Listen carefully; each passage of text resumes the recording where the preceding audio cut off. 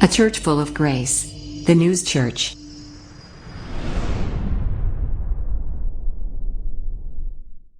오늘 성경 말씀은 고린도전서 6장 5절에서 12절 말씀까지 신약 285쪽에 있습니다. 한 절씩 교독하실 때 제가 5절 말씀 먼저 받들겠습니다. 내가 마게도냐를 지날 터이니 마게도냐를 지난 후에 너희에게 가서 혹 너희와 함께 머물며 겨울을 지낼 듯도 하니 이는 너희가 나를 내가 갈 곳으로 보내어 주게 하려 함이라. 이제는 지나는 길에 너희 보기를 원하지 아니하노니 이는 만일 주께서 허락하시면 얼마 동안 너희와 함께 머물기를 바람이라. 내가 오순절까지 에베소에 머물려 함은 내게 광대하고 유효한 문이 열렸으나 대적하는 자가 많음이라. 디모데가 이르거든 너희는 조심하여 그로 두려움이 없이 너희 가운데 있게 하라. 이는 그도 나와 같이 주의 일을 힘쓰는 자임이라. 그러므로 누구든지 그를 멸시하지 말고 평안히 보내어 내게로 오게 하라. 나는 그가 형제들과 함께 오기를 기다리노라. 형제 아볼로에 대하여는 그에게 형제들과 함께 너희에게 가라고 내가 많이 권하였으되 지금은 갈 뜻이 전혀 없으나 기회가 있으면 가리라. 아멘. 살아계신 하나님의 말씀입니다.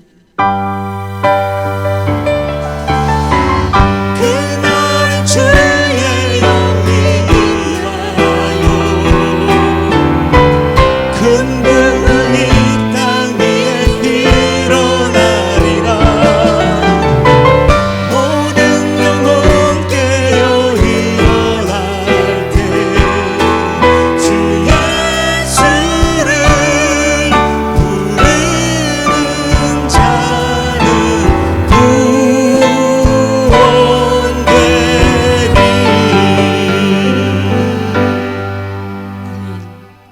함께 갑시다라는 제목으로 윤석돈 담임 목사님 말씀하실 때 큰 은혜 받는 귀한 시간 되시길 그리스도 예수님 이름으로 축복합니다.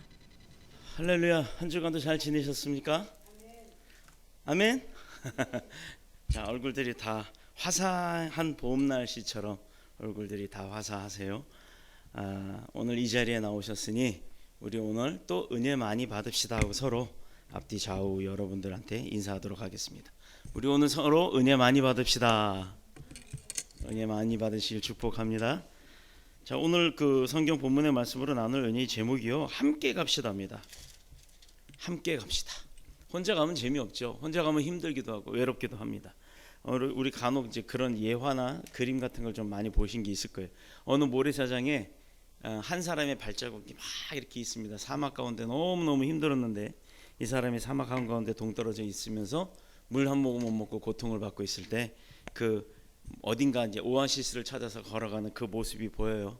발자국이 있고 멀리 그 모래 언덕 끝에 사람 하나의 모습이 보입니다. 아주 요만하게. 그럼 누가 봐도 그거는 그 사람 혼자 힘들게 걸어가는 것 같이 보였죠. 그런데 점점 가까이 가면 갈수록 그 사람의 발자국은 분명히 발자국은 한 사람의 발자국이었지만 가만 보니까 예수님이 그 사람을 등에 업고 가시더라라는 이제 그런 그림을 보고 은혜가 될 때가 있은 적이 있을 겁니다. 마찬가지입니다. 모든 일이든 혼자 가는 것보다는 함께 가는 것이 힘이 되고 또 덜 지치기도 하고 또 어떻게 보면 즐겁기까지도 할 수가 있습니다. 한스 킹이라고 하는 미래학자가 있었는데요. 그 한스 킹이라고 하는 미래학자가 말하기를 미래 시대의 교회의 모습이 어떻게 될 것이다 라고 이야기를 한 게 있습니다.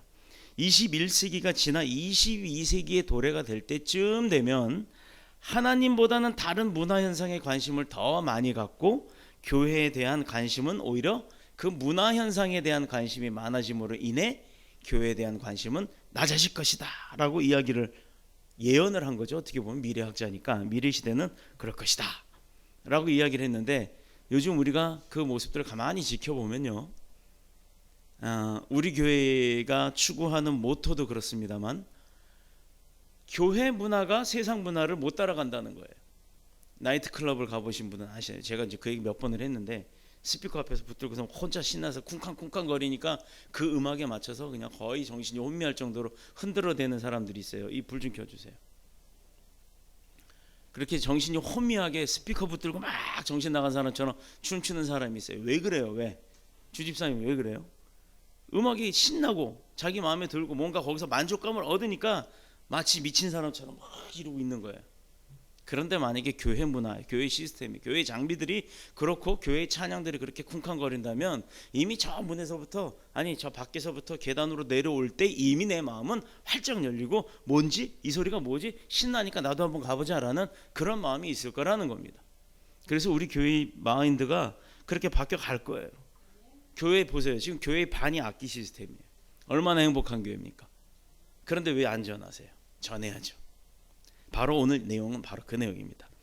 그래서 이 한스 킹이라고 하는 사람이 기성 종교, 기존에 있는 종교가 아니라 문화 종교, 심리학 종교, 그리고 시민 운동들로 인해서 뭔가 움직이는 어떤 군중 심리에 의해 움직이는 그런 시민 운동의 종교가 오히려 생겨날 것이다. 그들이 그것을 믿는다는 거예요. 하나님을 믿어야 되고 내가 위로를 받아야 되고 내가 치유를 받아야 되고 내가 회복을 받아야 되는데 그런 하나님의 권능이 아닌 세상적 사람들이 만나서 함께 모여서 으쌰으쌰 하는 그런 곳에 오히려 더 관심을 갖게 된다 이 말입니다. 그런데 그 현상이 지금 뚜렷하게 우리나라에도 나타나고 있어요. 이게 지금 전 세계적인 현상입니다. 수년 전 얼마 되진 않았습니다만 몇 년 전에 우리나라 광화문 앞에 이렇게 종이컵에 촛불 켜고 들고 앉아갖고 기왕 촛불 켜려면 그냥 번쩍 들지 그거 손 딜까봐 종이컵 뻥 뚫어가지고 이 안에다가 초 이렇게 꼽아갖고 촛농은 손에 안 떨어지게끔 하고 이렇게 들고 촛불 시위라고 하는 거 본 적이 있을 겁니다. 그 쇠고기 파동이라는 게 있었죠. 방송에서 한번 잘못된 거짓 방송을 낸 이후로 모든 국민이 그 미국산 쇠고기가 다 문제가 있는 건 줄 알았던 겁니다. 물론 실제로 일부 문제 있는 쇠고기가 있었음에도 불구하고 그 일부가 아닌 미국산 소고기 전체가 그런 것처럼 어느 방송사에서 그거를 그렇게 호도했어요. 그랬더니 모든 국민들이 그걸 보고 나서 들고 일어나죠. 장기간에 걸친 촛불 집회도 폭력과 불건전한 사상으로 변질되어 갔다라는 겁니다. 그게 오히려 어떻게 보면 시민운동이라고 미화가 되었고 그 시민운동은 어떻게 보면 그것을 추구하고 그것을 믿는 사람들이 생겨나다 보니까 시민운동이 종교라고 할 수가 있다는 거예요. 그게 바로 사회적 현상입니다. 이 시대 사람들은요 하나님이 어떻게 생각하시는가를 고려하거나 우리 오늘 주홍지 집사님 기도처럼 하나님의 뜻을 알고 그 하나님의 뜻을 이루고 그게 우리 사명인데도 불구하고 그 사명보다는 자기 자신의 희망하는 것에 내가 뭔가 어디에 이익을 추구하는 곳에 먼저 더 집중을 하게 되더라 이 말이죠. 그래서 자기의 생각, 자기의 느낌 이것을 더 중요하게 생각하고 산다라는 것입니다. 이로 인해서 한 영혼의 구원 그리고 그 영혼을 구원해서 양육하는 것 그리고 그것이 하나님의 말씀에 전파가 되고 그 사람의 변화가 되어지고 회복이 되어지고 치유가 되어지는 그런 것을 보는 것이 아니라 오히려 그렇게 해야 할 교회들이 사회적 문화기관으로 전락해버리고 만다는 거예요. 문화센터, 무슨 학교, 뭐 지역의 뭐 학교에 뭐 교회에서 뭐 무슨 문화 강좌를 한다고 하고 그게 결론은 뭐 전도를 하고 포교를 한다고 하는 그런 목적에 의해서 그걸 한다고 하지만 사실상 말씀이 더 드러나야 되고 찬양이 드러나야 되는 곳에서 오히려 세상적 관심에 의한 것을 끌어들이더라 이 말입니다. 우리 교회도 모토가 그래요. 세상의 문화를 교회 안으로라는 생각을 갖고 예배를 진행합니다. 그런데 그들이 하는 것과의 모습과는 조금 다르다라는 거죠. 세상의 문화가 어떤 게 주축이 돼 있어요? 음악이 주축이 돼 있잖아요. 근데 그 음악은 원래 하나님을 찬양하라고 우리에게 주신 도구입니다. 그런데 오히려 그 도구를 가지고 뭘 하죠? 자기 사랑 타령이나 하고 있고 자기 사랑이 헤어지고 나면 그거에 대한 이별에 대한 슬픔을 노래하고 있고 하나님에 대한 찬양은 기쁨과 영광과 회개밖에 없습니다. 그 이외의 것은 찬양이 될 수가 없는 거예요. 같은 대상이라고 하는 같은 내용이라고 하는 사랑이라는 주제 오늘 이 그림 보면 하트가 있잖아요. 이렇게 사랑이라고 하는 것 그거 하나를 가지고 대상이 바뀌어 버리니까 천한 노래가 되기도 하고 아주 귀한 노래가 되기도 한다는 겁니다. 목자와 전 목자란 말 잘 안 씁니다만 목회자와 성도들도요. 그 세상과 세상 속 문화 속에 어떻게 보면 점차 길들여 갈 때가 있더라 이 말이죠. 거룩한 교회가 아니라 방탕한 교회로 전락할 수가 있다라는 겁니다. 그러나 교회는 시대가 변해도 한 영혼의 생명을 소중히 여겨야 될 줄로 믿습니다. 그 영혼을 위해서 하나님 편에 서서 진리의 말씀, 조금은 힘이 들더라도, 조금은 외롭더라도 진리의 말씀 증거하고 하나님의 말씀을 선포하는 일에 최우선을 두고 모든 것을 그곳에 투자해야 할 때, 그게 바로 진정한 하나님께서 함께 하시는 교회가 되는 줄로 믿습니다. 주님의 몸된 교회로 세움을 받는다는 것, 그 안에 많은 성도들이 함께 할 수 있다는 것, 그 성도들이 주님의 말씀 가운데 세워진다는 것, 이것이 바로 하나님의 뜻인 줄로 믿습니다. 오늘 본문을 보면요, 사도 바울이 마게도니아라고 하죠. 마게도니아 교회와 에베소 교회, 그리고 고린도 교회를 방문하기를 원하고 있어요.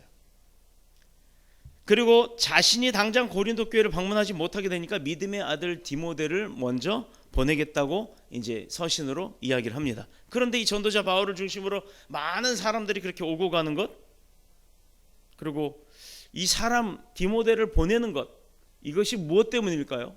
그곳에 그 교회들마다 찾아다니면서 자기가 선지자니까 대접받으려고 하는 걸까요? 내용을 보면 그래요. 대접을 잘하라고 이야기돼 있어요. 근데 그 내용이 중요한 게 아닙니다. 그가 왜 갔을 때 사도 바울 자신이 아니라 자신 대신에 디모데를 보냈을 때 그 디모데, 그를 왜 대접을 잘하고 근심치 못하게, 근심하지 않도록 하라라고 권면하는 이유가 뭘까요?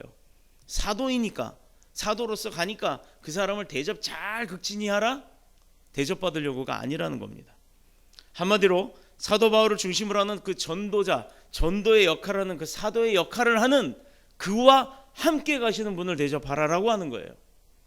그런 의미에서 교회는 하나님의 나라를 위해서 사람을 보내기도 하고 파송한다고 하죠. 파송하기도 하고 오히려 받기도 해야 되는 겁니다.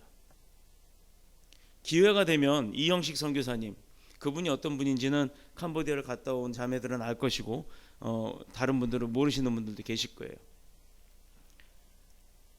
고등학교를 졸업하면서부터 신학교를 가게 되고 신학대학을 갔고 신학대학을 가서 목사 안수를 받자마자 바로 선교사로 파송을 되신 분이에요. 그런데 선교사로 파송될 때 주머니에 딱 200불 갖고 나가신 분이에요. 200불이면 우리나라 돈 얼마예요? 한 25만 원 되나요? 그것도 안 되는 돈을 가지고 캄보디아를 가신 분입니다. 와, 참 대단하죠. 당당하죠. 아무 연고도 없는 곳에 가서 파송된 선교지에 가서 가기 전에 프놈펜이라는 도시에서 선교사 훈련을 받습니다. 언어 공부를 합니다. 거기까지는 교단에서 지원을 했어요. 그 이후에 나중에 파송이 된 2년 후에는 본인이 개척하러 갑니다. 그때부터 개척해 이뤄놓은 게 교회를 졌죠. 또 유치원도 지었죠. 거기까지 좋아요. 선교사들 대부분 그렇게 합니다. 그 다음부터 어떻게 해요? 가정 부두기 시작하고 막 그런 분들도 있어요. 그런데 이분은 그러지 않았다는 얘기죠. 어느 날 기독교 공부해 보니까 중국에 선교를 가셨던 분이 공안한테 잡혀서 신나게 두들겨 맞고 한국으로 쫓겨 나옵니다. 그런데 얼마나 두들겨 맞았는지 간이 다 터져버렸어요. 그래서 오늘날 사경을 헤매면서 들어오신 분이 병원에 입원했는데 그 누구도 돌보지 않더라 이 말이죠. 동생이 있는데 그 동생도 병이 있어서 그 동생이 간을 나눠줄 수가 없는 상황이었다랍니다. 그 기사를 보니까 너무 마음이 아팠대요. 그러는 순간 이분한테 내가 내 간을 줘야겠다라는 생각이 들어서 자비로 한국에 들어왔습니다. 검사를 했습니다. 적합하대요. 예전에는 뭐 조직이 맞아야 되고 복잡했는데 요즘은 기술이 좋아서 아무나 줄 수 있답니다. 아무나 주면 그 뭐 부작용인가요? 거부작용인가요? 그 거부 반응만 없게끔 병원에서 치료해주고 그게 한 1년 정도 되면 자연적으로 그 본인의 간으로 변화가 돼서 멀쩡하게 또 생겨난대요. 그런데 여러분 생각해 보세요. 내가 아는 가족도 아니고 형제도 아니고 생판 모르는 사람인데 선교사라는 마음 하나, 하나님이 주시는 감동 하나, 그것만 믿고 그냥 쫓아옵니다. 와서 알아보니까 된대요. 그러니 자비로 또 병원에 입원합니다. 입원해서 기다리는 거예요. 수술이 하면 좋잖아요. 그런 대한민국의 질병관리본부라는 곳에서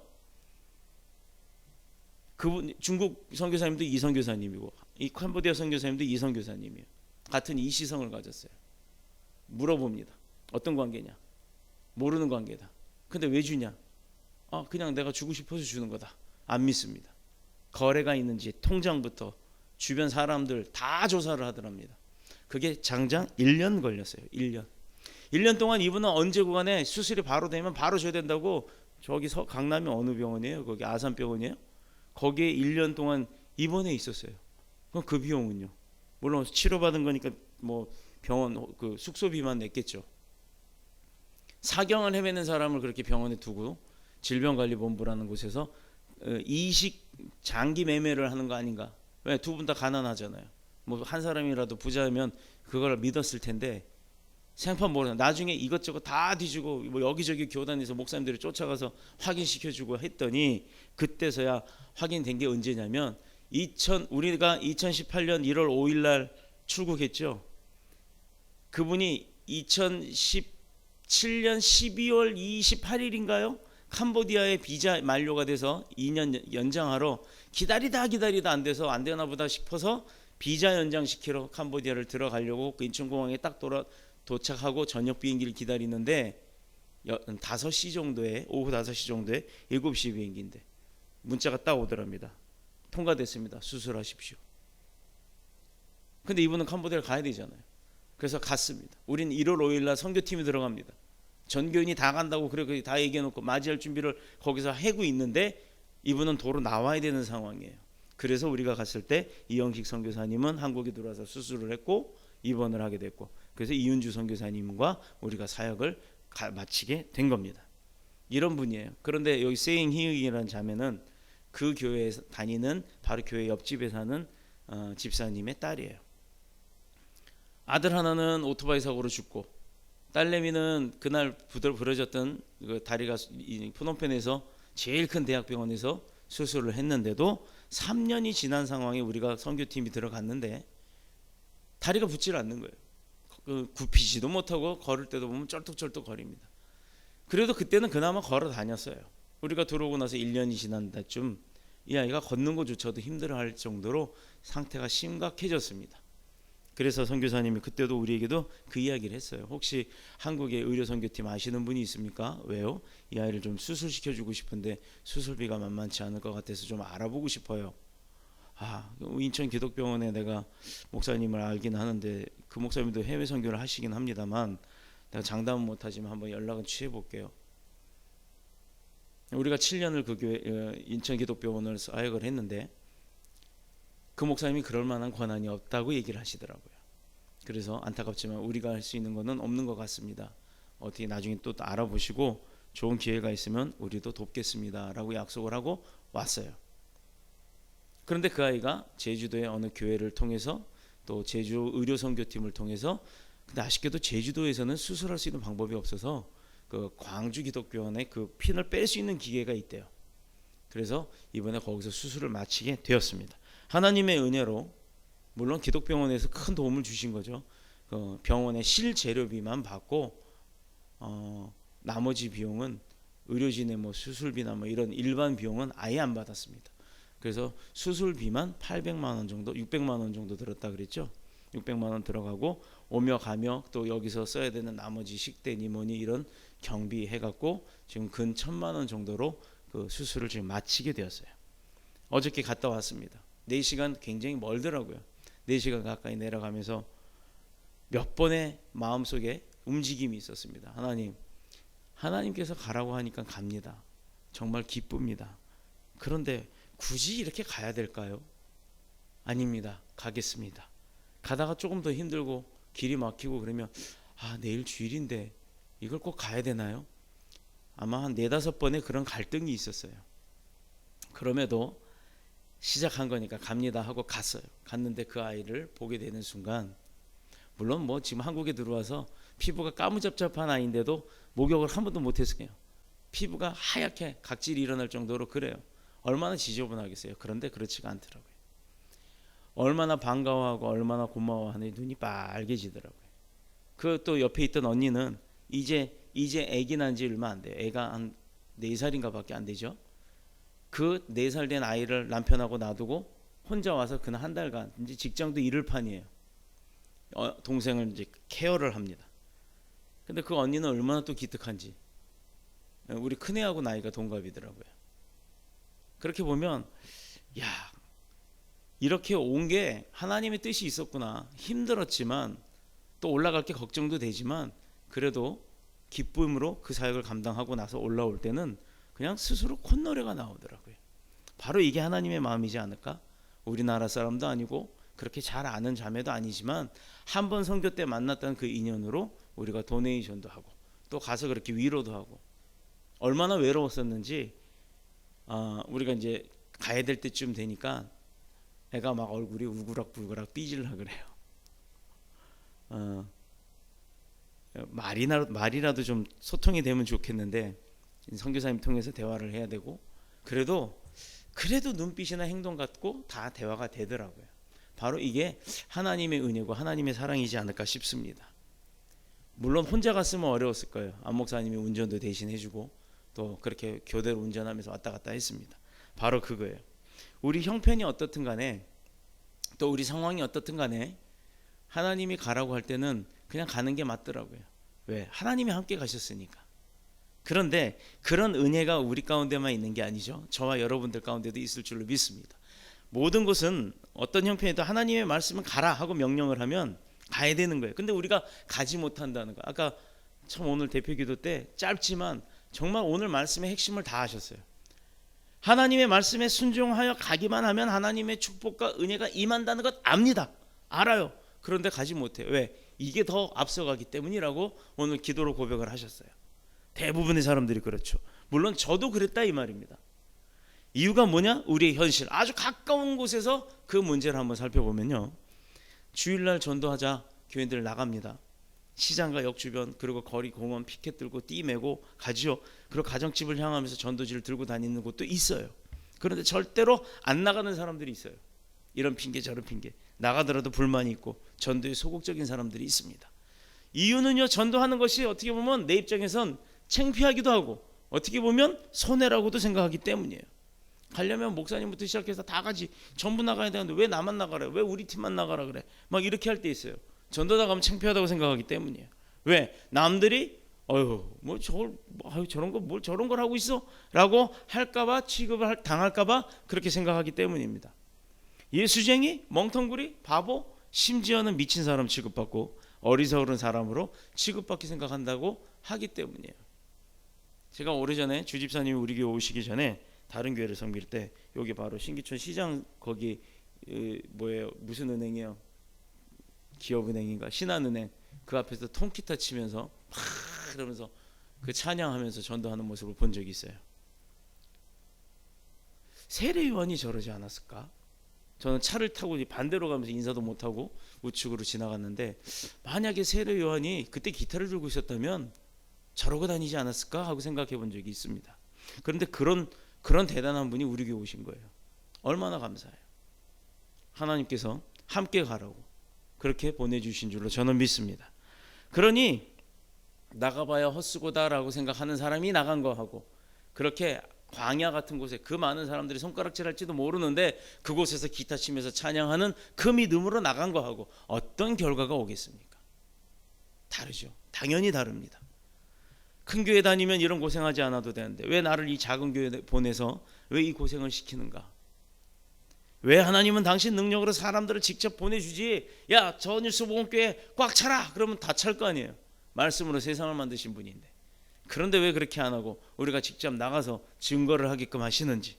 주일날 되면 장사도 해야 되고 사람도 만나요. 집에 밀린 빨래도 하고 설거지도 해야 되고 애들 밥도 주고 모래 옷처럼 만에 애들 과제도 좀 훑어봐줘 가면서 애들 관심도 좀 줘야 되는데 또 불신하는 남편, 불신하는 아내, 내가 길거리에 다니면서 그런 거 전도하고 있는 거 보면 얼마나 기절을 할까?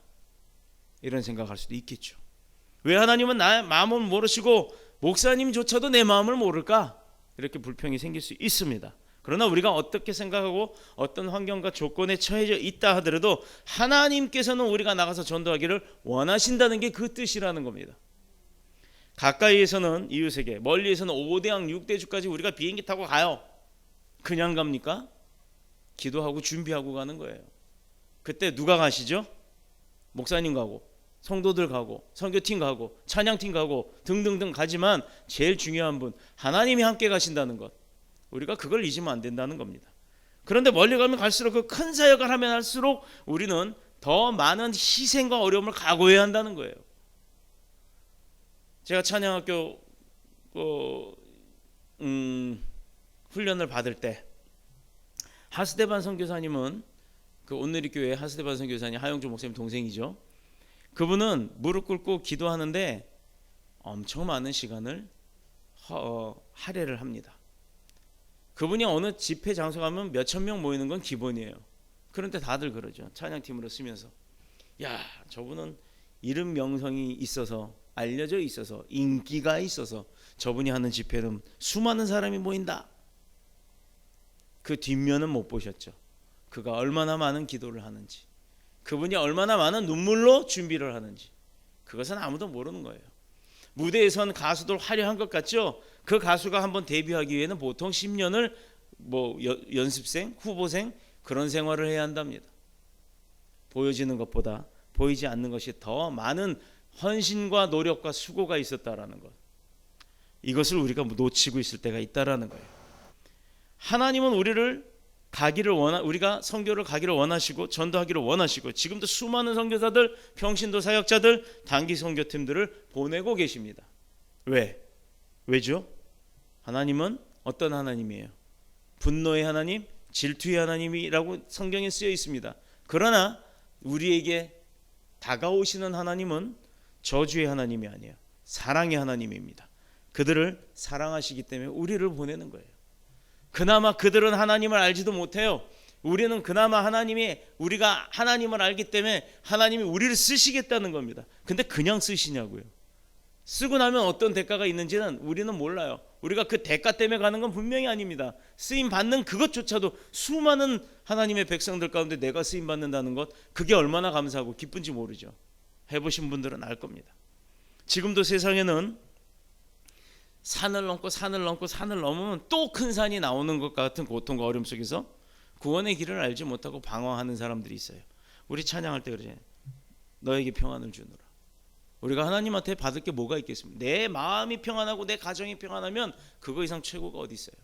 근데 그 평안은 돈이 많아서 오는 평안, 건강해서 오는 평안, 권력이 있어서 오는 평안, 그건 잠깐이라는 거예요. 돈 떨어지면 평안 없어요. 깨져요. 돈 많았던 집안 돈 떨어지면 집도 갈라집니다. 권력 있던 사람, 그 권력 떨어지고 나면 어디 가죠? 깜빵 가잖아요. 그게 평안한 건가요? 참된 평안은 하나님으로부터 오는 겁니다.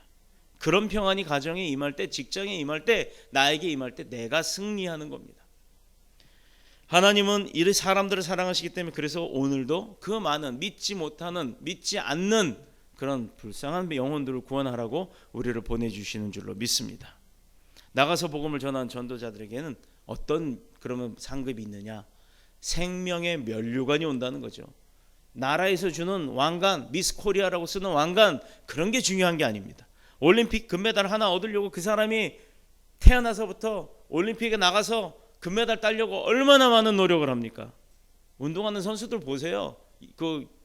제 친구 중에 레슬링을 하는 친구, 영철이라는 친구가 있는데 이가 전국체전까지밖에 못 갔어요. 부상을 입어서. 근데도 전국체전 가고 나서 그 부상 입고 전국체전에서 수상했던 것, 그 경력으로 어느 날 농협에 취직을 했어요. 농협에서 데려갔어요. 농협에 지금은 반지점장이에요. 농협은 지점장이 아니라 뭐라 그러던데. 좌우지간 그 사람 귀가 어떠냐면 다들 아실 거예요. 귀가 없어요. 여기가 이렇게 다 뭉그러져 가지고 무슨 여기 귀를 누가 잘라서 이렇게 꼬매놓은 것처럼 이렇게 생겼어요. 그 친구가 한번 저랑 장난치면서 레슬링을 한다고 한번 뚝 위에서 누르는데 저보다도 왜소한 친구였는데도 제가 꼼짝을 못했습니다. 그가 어느 날 갑자기 그렇게 됐을까요? 그 귀가 어느 날 갑자기 그렇게 바뀌었을까요? 아니죠. 엄청난 땀, 아침에 눈 뜨고 저녁에 잠잘 때까지 운동하는 걸 보면 야, 난 저거 못할 거야. 나는 저거 하라 그래도 못해 라고 했어요. 그러다 어느 날 상을 타더라고요. 마찬가지입니다. 전국체전에서 그렇게 상 타는 친구도 그런데 올림픽 세계에서 상 타는 사람은 얼마나 많은 노력을 하겠습니까? 어떻게 보면 그게 참 안타깝기도 하죠. 그 금메달 하나에 목숨 거는 거니까. 그러나 하나님이 전도자들에게 주시는 그 생명의 면류관은 그렇지 않다는 거예요. 그렇게 많은 수고를 하지 않아도 된다는 겁니다. 이것은 영원한 것이고 세상에서나 하늘나라에서나 아는 자들에게는 가장 귀하고 좋은 것이고 영원한 것이기 때문에 우리는 복음 전도하는 사람들은 하나님께서 그들을 쓰신다고 했고 그들을 책임지신다고 약속을 했기 때문이에요. 금세에 있어서 집과 형제와 자매와 모친과 자식과 전토를 100배나 받되 핍박을 겸하여 받고, 이거 봐요. 뭐 형제 자매 부모 다 내 가족 전부가, 전토가 뭔지 아시죠? 아주 옥토 잘 가꾸어진 땅입니다. 그 땅을 100배나 받되 뭘 겸하냐? 핍박을 겸한다 이 말입니다. 그래도 내세 영생을 못할 자가 없대요.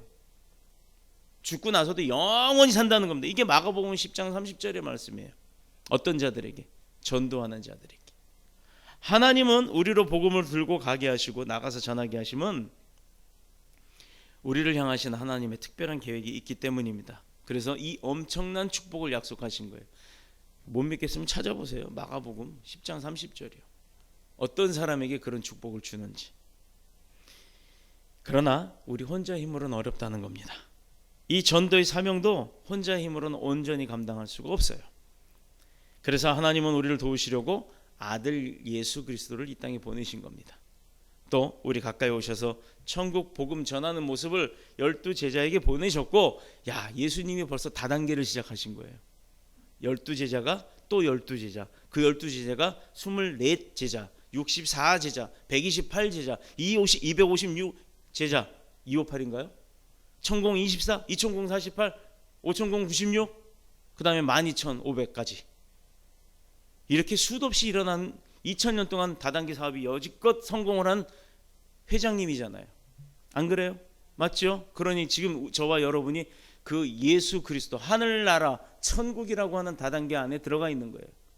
교회를 다단계로 표현해서 죄송합니다만, 마지막에는 십자가의 죄로 말미암아 고통하는 한 영혼을 위해서 가시면서까지 그 옆에 영혼 하나를 구원해 갖고 가시더라 이 말이죠. 그런 모습을 다 보여주셨습니다. 우리가 배웠죠. 봤어요. 그러면 뭐 어떻게 해야 합니까? 우리도 그렇게 해야 하는 거예요. 우리가 내 목숨 내줘가면서는 할 수 없겠죠. 그러나 내 목숨을 내줄 수 있을 만큼까지는 해볼 수 있다라는 겁니다. 이게 하나님이 원하시는 것, 이게 하나님께서 우리에게 요구하시는 것. 사마리아 땅 끝까지 내 증인이 되라.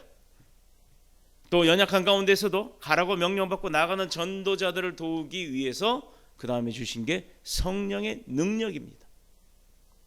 내 옆에 성령님이 서서 있는 게 보여요. 예를 들어 보윤이가 전도하러 가요. 또 우리 황 집사님 전도하러 갑니다. 엄 집사님 전도하러 나갑니다. 가람이 빼고 주 집사님 빼면 또 삐질다.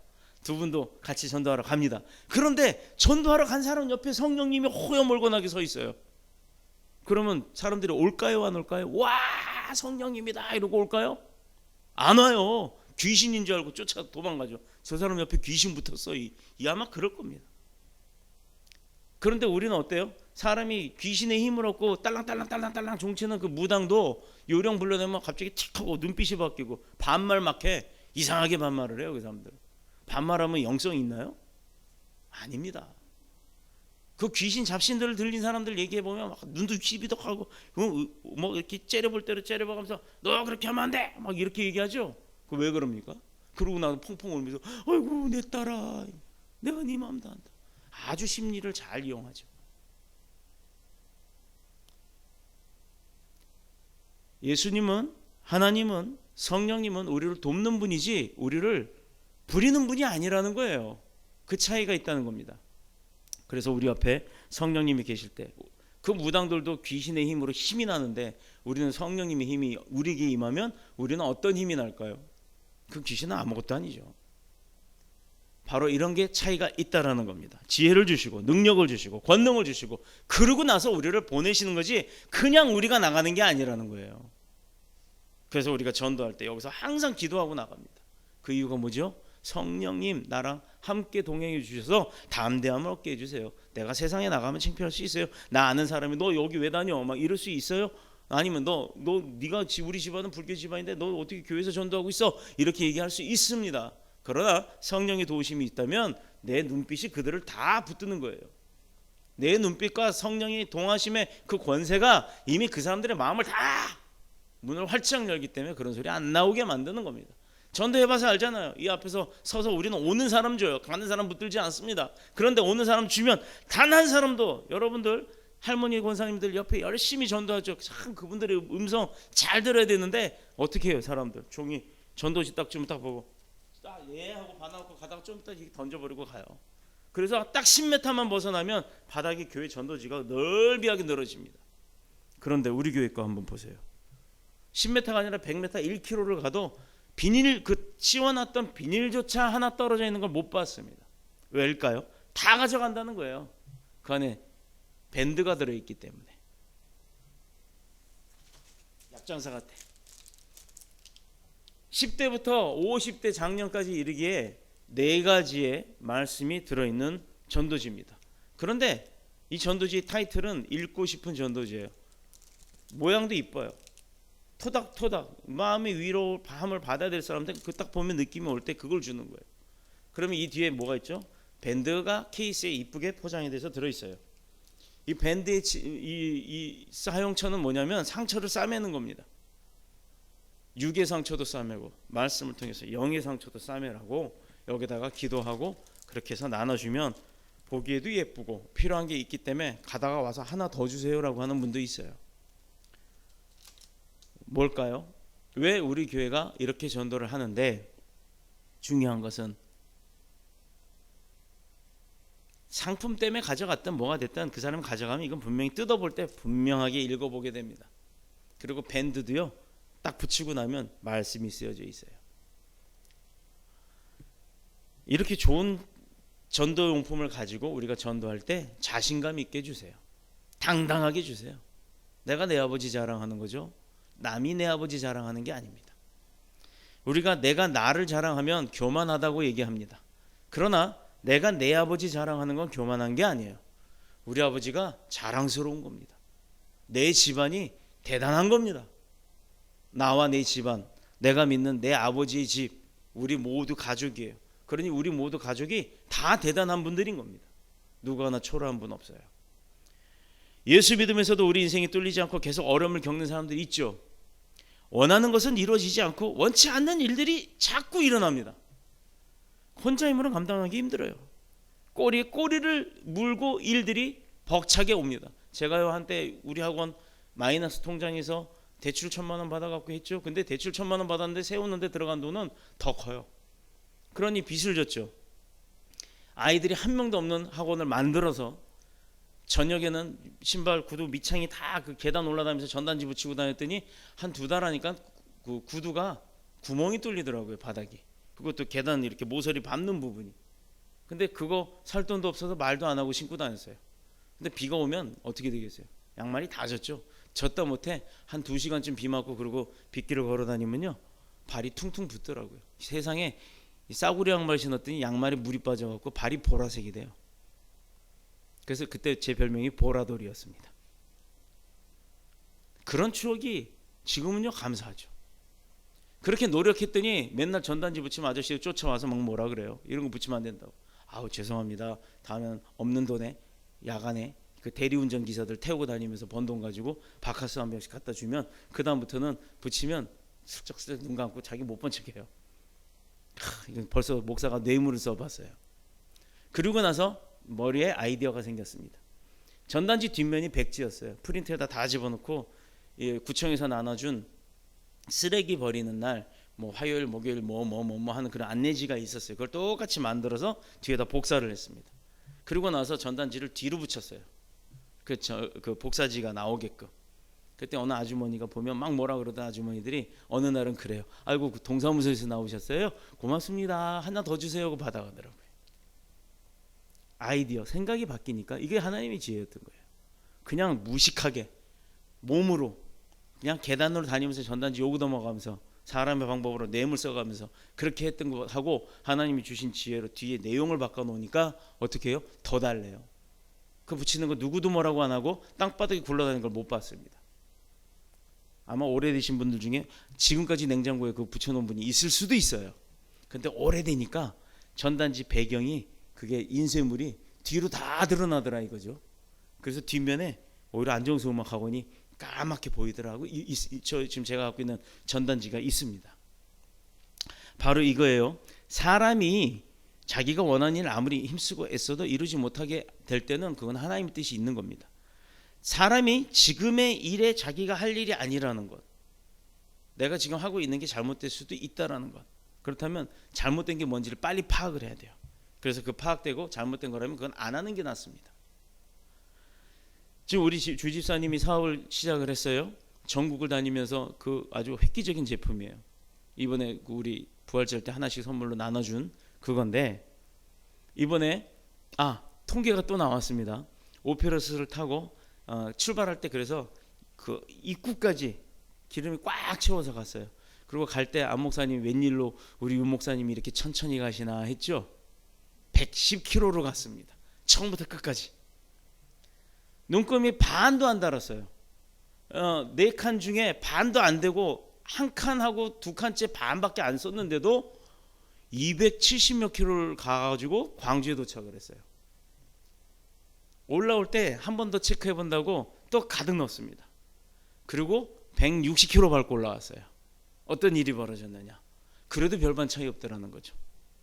예전 같았으면 오면서 기름을 완전히 비우고 한 번 더 넣었어야 되는 상황이에요. 제가 그 염광교회, 염산교회죠. 그 영광, 전라도 영광 얘기한 적이 있어요. 거기 교회가 성지라고. 바로 그 밑에 더 멀리 갔다 오는데도 어떻게 보면 기름을 한 번 넣고 갔다 온 거예요. 저는 경험을 했잖아요. 목사는 거짓말 안 해요. 그러니 얼마나 효과가 좋은 장비예요. 12V가 그렇고 24V 개발 중에 있고 지금 테스트 중에 있습니다. 여러분, 주집사님 그 사업을 위해서 기도해 주세요. 블랙 에너지예요. 블랙 에너지. 그 블랙이 저는 까만색 블랙인 줄 알았더니 그 블랙이 아니더라고요. 전단지를 읽어보니까. 아무튼 요즘 페이스북도 시작을 하셨고 여러 가지를 시작하셨는데 여러분들이 많이 좋아요를 눌러서 좀 많이 홍보 좀 해주시길 부탁드립니다. 또 다시 본론으로 돌아가서 내가 사업을 하지 않아도 하나님이 도와주실 때는요, 그냥 사람의 힘이 아니어도 한다는 거죠. 지금 엄청난 그 역사함을 통해서 하나님께서 부어주실 일이 있는데, 예를 들어서 하나를 볼게요. 대전의 그 중앙교회, 대전 중앙교회, 어제 그 고창이라는 곳을 지나오면서 어제 안 목사님한테 그 얘기를 했어요. 오늘 설교 잘 들어보시면 이 지역에 대한 이야기를 합니다 하고. 대전 중앙교회라고 하면 여러분들이 잘 아시는 그 재밌는 목사님 장경동 목사님이 심무하시는 교회예요. 그 교회가 크죠. 대전에선 3번째 안에 들어가니까. 그런데 거기에 장로님이 고추장 사업을 시작하셨는데 이 사업이 거의 망했어요. 고추장이 맛이 없는지 자꾸 방부제 안 넣고 이렇게 하다 보니까 서울로 배송하는 사이에 다 곰팡이가 나고 막 그랬나 봐요. 도무지 방법이 없었어요. 자기는 그 어떤 화학재료를 안 넣고 순수 천연 재료로만 하는 걸 고집을 하는 회사였기 때문에 도무지 방법이 없고 길이 없을 때 마지막 남은 보물이 하나 있었습니다. 뭐냐? 대전 시내에 있는 큰 땅을 갖고 있었는데 그 장로님 부부가 기도하면서 완전히 바닥까지 망하기 전에 나 이거 하나님 앞에 바칠 거야. 아유, 어차피 망한 거 쫄딱 망하자 하고 바쳐버렸습니다. 그걸 교회에다 헌납을 했어요. 지금 그 자리가 아까 무슨 교회라고 그랬죠? 이름 갑자기 생각이 안 나. 대전 중앙교회. 대전 중앙교회가 세워진 자리예요. 사업이 기울어질 대로 기울어져서 고통의 세월을 보내던 어느 날 부인 권사님이 고추장에다 찹쌀을 한번 넣어봅시다 하고 아이디어를 낸 거예요. 기도하고 와서 새벽 예배 때 기도 갔다 오자마자 갑자기 새벽에 장로님 주무시고 계시는데 깨우더니 찹쌀을 넣자고 그러더래요. 그래서 만든 고추장이 여러분들이 잘 아는 대전에서 만든 고추장인데 순창 고추장이 된 겁니다. 그 여자 권사님이 순창 분이세요. 그래서 찹쌀을 넣고 만든 고추장이 나온 게 바로 지금의 그 순창 고추장입니다. 지금은 그걸 다 모티브 삼아서 본 따서 찹쌀 넣어서 만들죠. 자, 교회는 대전 시내에 제일 큰 교회를 짓고 부흥한 거예요. 그 자리에다 드린 그 땅에다. 그러니 어떤 일이 벌어져요? 하나님 앞에 물론 다 드리라는 게 아니에요. 드릴 수 있으면 드리지만 드릴 수 없으면 못 드리는 겁니다. 그런데 마음은 드릴 수 있잖아요. 내 행동도 드릴 수 있잖아요. 내 시간도 드릴 수 있잖아요. 바로 그거예요. 하나님 중심 보는 분이에요. 나가서 복음을 전한다면 하나님이 살아계시기 때문에 믿고 순종하기만 한다면 반드시 역사하시는 겁니다. 근데 그건 하나님의 뜻대로 역사하시는 거예요. 내가 원하는 건 100억이에요. 예를 들어 물질로 따지면 하나님은 그 이상도 주시는 분이에요. 우리가 기도에 응답받고 우리가 복을 받아 형통하고 모두가 잘 돼야 우리가 자녀들과 후손들도 그리고 교회도 잘 되는 겁니다. 부응하는 겁니다.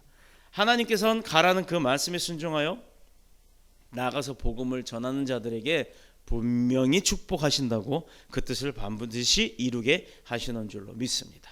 우리 교회가 벌써 예배와 기도를 통해서 다지고 이루어 놓은 영적인 자산들이 풍성해졌어요. 가서 전하라는 말씀에 우리 모두가 나가기만 하면 이제부터는 하나님이 역사하십니다. 어제 오며 가며 계속 뒷자리에서 눈을 감고 오늘 완전히 회장님 노릇도 한번 해봤어요. 운전하시고 그것도 뒤에, 그것도 오른쪽 뒤에 앉아가지고 의자 목 딱 빼놓고 뒤에 쩍하니 누워가지고 눈을 탁 감고 좀 너무 힘이 들어서 한숨 자야겠다라고 생각했지만 잠이 오질 않았습니다. 잠을 자면 자꾸 뭔가가 생각이 나고 잠을 자려고 눈만 감으면 자꾸 기도가 됐어요. 그러면서 오며 가며 어떤 기도를 했냐면, 아버지 이제 교회 축복을 주실 때가 되지 않았을까요? 제가 아직도 부족한가요? 그런 질문을 하게 됐습니다. 그랬더니 그 텅 빈 성전의 노래를, 바로 여기 지금 리모컨이 있는 이 자리죠. 그 자리에 앉아서 5분 동안 곡도 쓰고 멜로디도 쓰고 가사도 받아 적고, 그건 제가 한 게 아니에요. 하나님 주신 거를 5분 안에 다 받아 적었어요. 막 놓칠까봐 여기 보이는 중에 아무거나에다 막 끄적끄적 받아 적어가지고 만들어 놓은 곡이 있습니다. 이제 그 곡을 찬양할 때가 된 것 같아요. 그 찬양을 하며 느낀 게 뭐냐면, 아무도 없다고 불평불만했을 때가 제가 있습니다. 남들은 개척하고 3년이면 하나님 부흥한다는데 저 벌써 3년 넘었잖아요. 횟수로는 우리 교회는 5년입니다. 저희가 가정에서 시작한 그 2년하고 1년하고 5층 3층 학원에서 예배드릴 때 1년까지 합치면 우리 교회는 벌써 5년이 됐어요. 근데 그 2년차 3년차 들어가던 해에 이 자리에 앉아서 아무도 없죠. 이 자리에 내려와서 혼자 기도하면서 울며 불며 항의를 했어요. 3년이면 부흥한다는데 우리 교회 뭐냐고. 맨날 구제하러 오는 사람들만 오기만 하고 가뜩이나 나도 없는데 자꾸 달라고만 하니 안 줄 수도 없고, 그렇다고 빚내서 줄 수는 없잖아요. 막 이제 이렇게 항의를 했습니다. 그때 주신 내용입니다. 내가 너는 아무도 없는 곳이 너는 불편하다고 힘들다고 투정하지만 나는 너랑 단둘이 있어서 좋았다, 이렇게 얘기를 하시더라고요. 얼마나 은혜가 되고 감사가 됐는지. 이제 그 곡을 곧 발표를 하겠습니다. 이렇게 하나님은 우리와 항상 함께하고 계셨던 겁니다. 그런데 그런 하나님이 함께 하시는 각각의 지체들이 함께 움직일 때는 어떤 힘이 날까요? 여러분, 지금은 힘듭니다. 지금은 어렵기도 합니다. 지금은 지치기도 합니다. 그런데 잊지 맙시다. 하나님이 그런 저와 여러분을 다 보고 계시다는 것, 이제 하나님이 우리를 도우실 거라는 것, 이제 하나님이 나를 쓰실 거라는 것, 그리고 하나님의 말씀대로 내가 쓰임만 받으면, 쓰임 받기만 하면 하나님이 나를 세우실 거라는 것. 이제 누웠으니 얘야 일어나라 하고 손 잡을 겁니다. 여인들에게는 달리다굼 하셨을 거예요. 죽은 여인에게도 일어나라 하니까 일어났잖아요. 하나님이 저와 여러분들을 사랑하셔서 바로 이 신앙생활의 축복을 받는 비결을 오늘 말씀하시는 줄로 믿습니다. 복음을 들고 나가서 복음을 들고 나갈 때 그 축복이 그 첫걸음이 될 줄로 믿고 순종하며 하나님 앞에 최선을 다하는 저와 여러분이 됩시다. 아멘. 전도는 우리에게 뭔가요?